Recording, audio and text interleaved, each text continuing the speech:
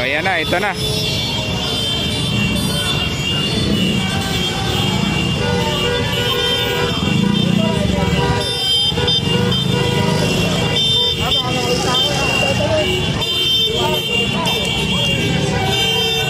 Pa-share po tayo ng live mga kababayan. Magandang hapon. Magandang araw po.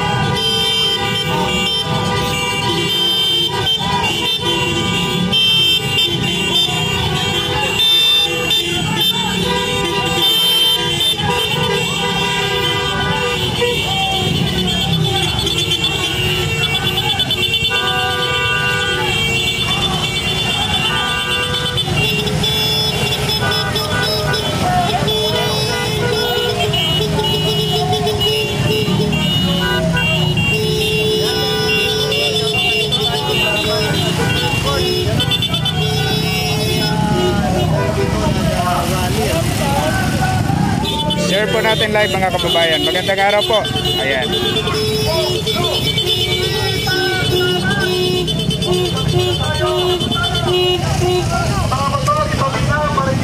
Ayan, dito po ang Duterte Riders mga kababayan. Dumating na kasama, no? Nakabuntot sila kaya Attorney Topacio. Andito na. Dito na si Attorney Topacio mga kababayan. Pa-share po tayo ng live. Ayan.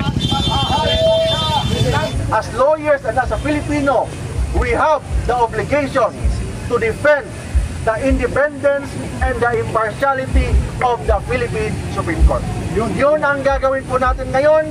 After this, pupunta na ako sa loob, mag-file na po tayo ng petition to declare those 3 individuals for indirect contempt. Yes!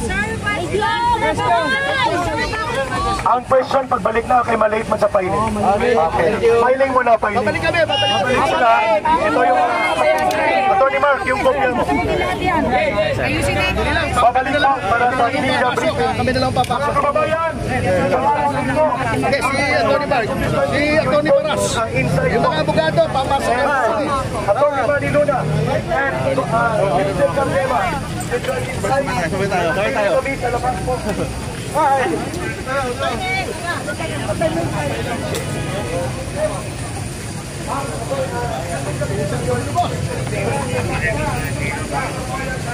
So ayan, pumasok na si ayan, Attorney Topacio mga kababayan para mag-file ng kaso. Ayan. Pa-share po natin dahil abangan pa natin, marami silang magsasalita sa paglabas mamaya after filing po ng kaso. Ayan mga kababayan, share nyo po, like po natin, malike po tayo. At marami kayong mapapakinggan mamaya. Sa mga magnanakaw na congressman ni Martin Romualdez, lahat sila ay ayaw kilalanin ang hatol at pagdesisyon ng Korte Suprema. Maraming salamat po na magsalita ang taong bayan. Kapagkat sa ating demokrasya, ang pagdilan ay higit pa po sa ambisyon ng mga swapang ng politiko na gustong magari-arian sa ating bayan. Kaya ngayong araw na ito, ang panawagan ng sambayanang Pilipino, Korte Suprema, ipaglaban! Korte Suprema, ipaglaban! Rule of law, ipaglaban! Malinaw po na ang boses ng sambayanang Pilipino ay hindi pwedeng i-hostage ng mga bully minority na ito, na alam natin ang kanilang layunin ay ambisyon politikal at hindi ang pananagutan sa gobyerno. Kung mayroong dapat managot, ay dapat sinabi ni Marcos na ang mananagot sa flood control, isama niya ang sarili niya at ang mga audience niyang buhaya na pumapalakpak ng mga magnanakaw ng flood control project. Si Ado Paglinawan, si Maestro Ado Paglinawan po ay magsasalita hinggil dito. Isa po ito sa bumuo ng pinakaunang grupo na Marcos alis dyan at mamamayan ayaw sa digmaan. Magandang umaga po sa inyo lahat. Magandang umaga po. Narito tayo ngayon sa kataas-taasang hukuman ng ating Republika ng Pilipinas. Pero nung patawag po ako ng TRICOM sa Kamara, tinanong ako si Congressman Amante, Mr. Paglinawan, are you a lawyer? sagot ko po, hindi po ako lawyer. Isa pa ginawa, sabi ni Congressman Abante, kung hindi ka abogado, bakit marami kang nalalaman tungkol sa isyong ito? Ang sabi ko po kay Congressman Abante at sa TRICOM, Your Honor, marunong lang po akong magbasa.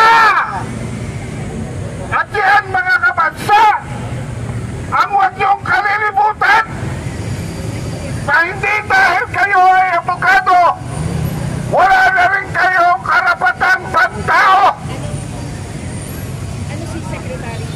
Hindi dahil ikaw ay abogado, tama ang ginagawa mo. Hindi dahil ikaw ay abogado, marunong ka na sa lahat ng bagay. Eh bakit dito sa simple na issue, maraming abogado, mga dating mataas na hurado ng Supreme Court, ang mukhang mali ang pananaw ukol sa batas. Bakit po? Simple lamang ang issue dito sa impeachment.